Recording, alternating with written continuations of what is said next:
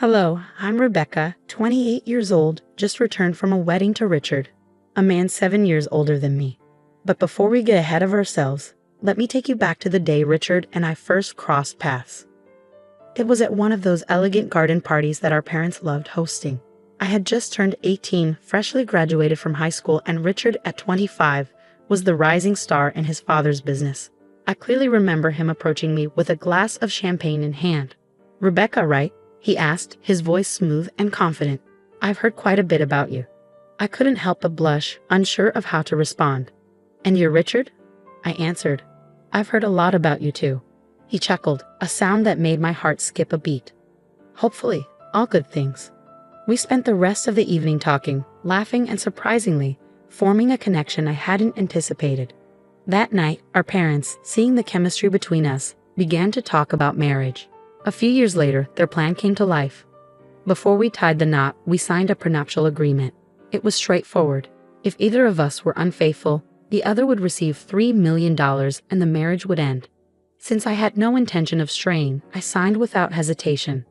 I remember my dad, a man of few words but immense love, looking at me with a hint of concern. "Are you sure about this, Rebecca?" he asked, his voice calm but with an underlying worry. "Dad, it's fine," I assured him with a quick hug. "I trust Richard, and he trusts me. It's just a formality." Richard was there too, and it was his idea to sign the agreement. "I don't want you to feel forced, Rebecca," he said, sounding a bit tense.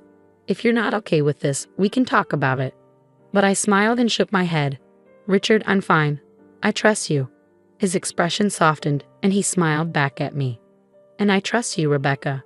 That was the beginning of our journey together. We married in a grand ceremony that had everyone talking. I was thrilled about this new chapter, blissfully unaware of the storm that was quietly approaching. After the wedding, we moved into a beautiful house on the edge of town. It felt like a dream come true, waking up next to Richard every day. He was kind, considerate, and for a while, everything seemed perfect. Our honeymoon was like something out of a dream. 2 weeks in a stunning beach resort, basking in the sun and enjoying each other's company. But when we returned home, things started to shift. Richard became distant, always preoccupied with something. He'd come home late, go straight to bed without a word, and we began to sleep in separate rooms, eat at different times, and barely speak. One evening, I decided to address it. "Richard," I said, trying to keep my voice even. "What's going on? You've been acting strange since we got back." He met my gaze, his eyes cold and distant. "I've just been busy with work, Rebecca," he replied, avoiding eye contact. "But we don't talk anymore," I insisted. "We're like strangers in our own home." He sighed, running his hands through his hair. "I know, Rebecca. I'm sorry. I'll make more time for us." But things didn't improve. If anything, they worsened. Richard started coming home even later, sometimes not until the early hours of the morning. He stopped eating with me, and our time together grew even more scarce. I began to suspect something. Was he seeing someone else? The thought churned in my stomach, but I couldn't ignore the signs. I decided to confront him again. "Richard," I asked one night when he came home late, "are you seeing someone else?" He looked startled, then shook his head. "What?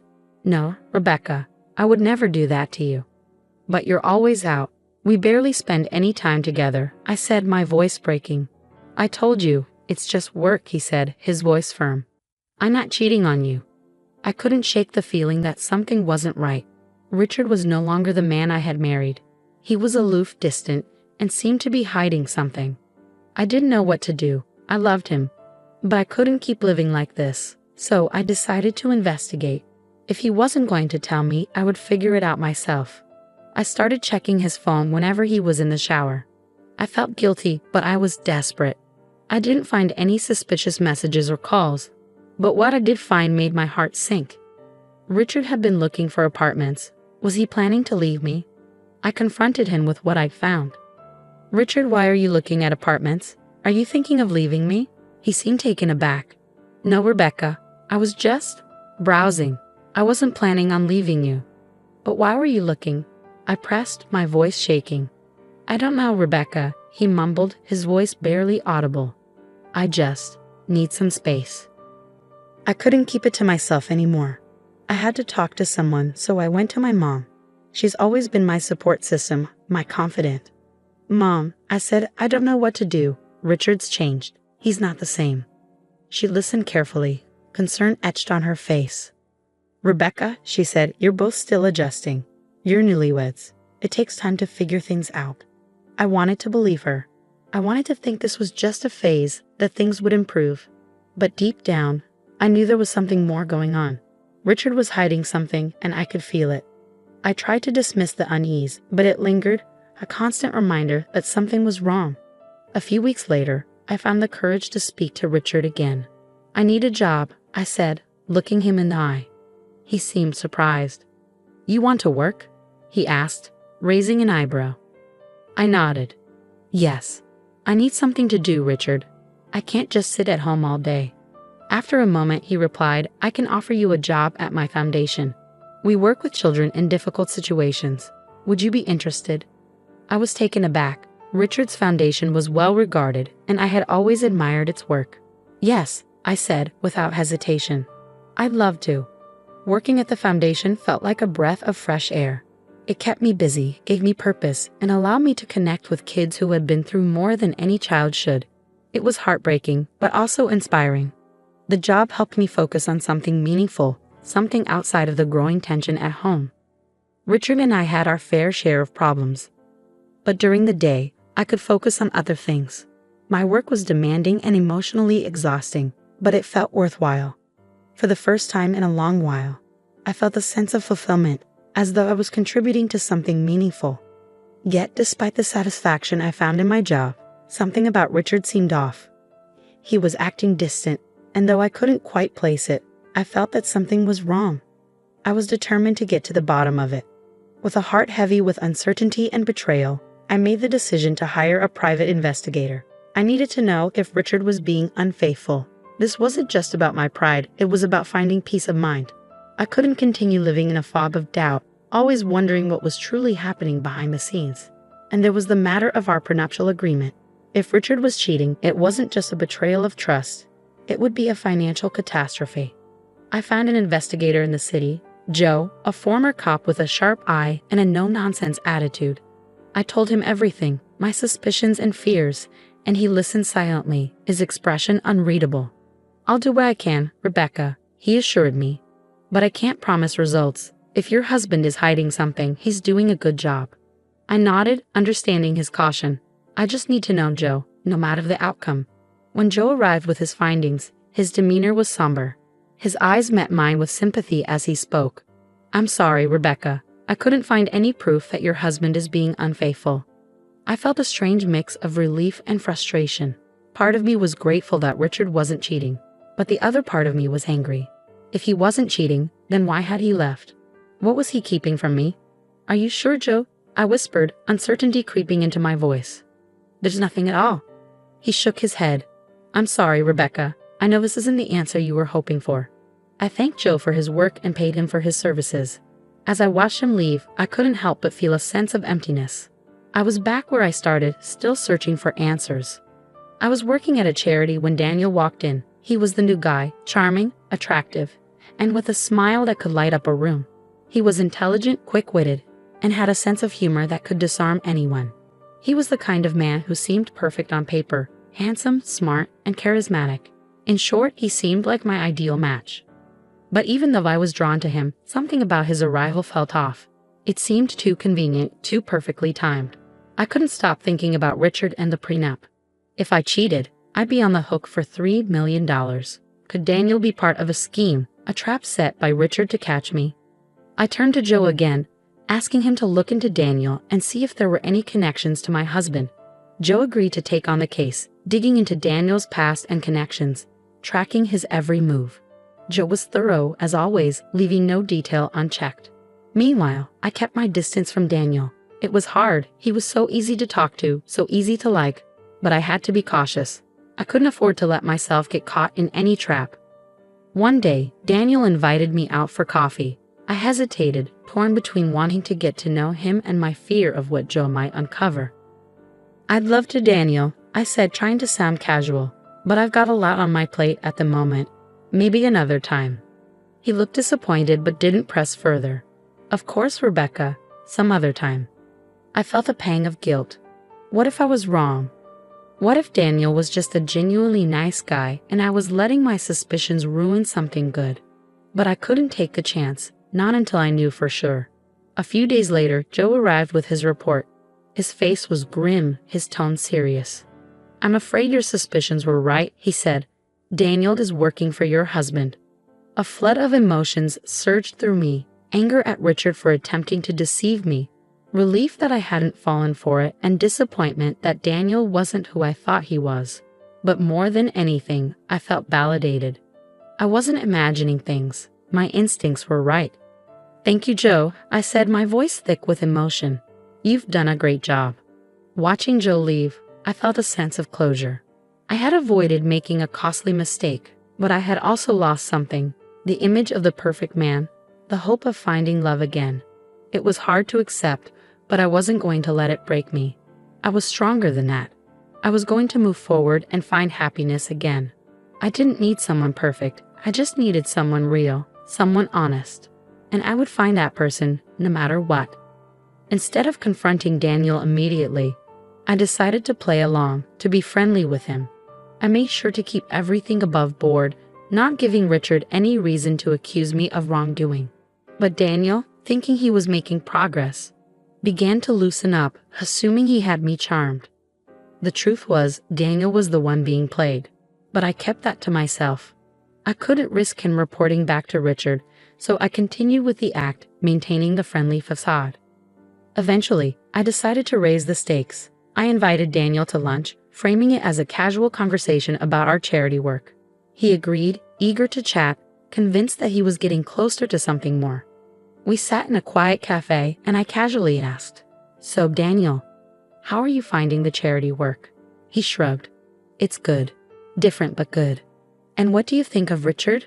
I asked, keeping my voice steady. He seemed taken aback. "Richard? He's fine, I guess." "Why?" I pretended to be casual. "Just curious. He's a bit of an enigma, don't you think?" Daniel laughed. "Yeah, I guess. He's not the easiest guy to read." We continued chatting, keeping the conversation light. I made sure to maintain my neutral tone and keep him at ease. I didn't want him to suspect anything. For the next few days, I kept up the act, always careful, never crossing any lines. Then during one of our lunch meetings, Daniel looked at me seriously. "I've been thinking," he said, a hesitant tone in his voice. I felt a chill run down my spine. "About what?" He shifted uncomfortably. "About us? About this thing we have?" My heart skipped a beat. This was it, the moment I had been dreading. I forced a smile. "And what exactly do you think we have, Daniel?" I asked, keeping my voice steady. He looked at me, his expression full of hope. "I believe we have something extraordinary." A sharp pang of guilt hit me. Daniel was falling into my trap just as I had planned, but it didn't sit right. It wasn't a pleasant feeling, but I had to stay in character, keep pretending, keep playing the part. So I forced a smile for Daniel, a smile that didn't reach my eyes. "Yes, Daniel," I murmured, my voice barely audible. "We do have something special." With that, I had set the wheels in motion. The game had begun. But at what cost? At home, the tension with Richard was as frigid as ever. We exchanged cold words when we crossed paths, then retreated to our own corners. Most nights, he was at his apartment, citing the convenience of his work commute. One Sunday afternoon, I called Daniel. I sweetened my voice with a warmth as fake as his forged documents, inviting him over. He likely believed I was finally giving in to his advances. Poor fool. He couldn't have been more mistaken. As Daniel entered my home, he wasn't met by a tempting wife, but by an old classmate of mine, now a no-nonsense police officer. He'd agreed to help me, and the look of surprise on Daniel's face made it all worth it. The officer inspected Daniel's papers, and as expected, they were as counterfeit as they come. Now it was my turn. I presented Daniel with a choice. He could either stay loyal to Richard and face the fallout from his fake documents, or he could flip sides and work for me. Daniel's gaze flickered between me and the officer, and after a long pause he nodded. He accepted my offer. Checkmate, Richard. And with that, the true game had begun. I had Richard's pawn on my side now, but I knew this was only the beginning. Richard wasn't one to back down easily. In the days that followed, I kept a wary eye on Daniel. Despite his agreement, I knew I couldn't trust him completely. He was unpredictable, a potential threat. But for now, he served my purpose. One day, I summoned Daniel to my office. "We need to discuss something," I said, my tone firm. He hesitated, clearly uneasy. "What's it about?" "Richard," I replied. "I need every detail. His plans, his moves, everything." Daniel paused for a moment, then nodded. "All right, I'll tell you what I know." And just like that, I had my mole. My counterattack was set, but this was far from over. The real battle was still ahead. Richard wouldn't give up easily, and I had to be ready. I had to be prepared. This wasn't just a game, it was war. And in war, there are no rules, only survival. Days passed, and I grew restless. I was itching to confront Richard, to show him I wasn't the easy target he thought I was. Joe, whom I had turned to for advice, had some suggestions. "Push Richard," he said. "Make him believe you've fallen into his trap."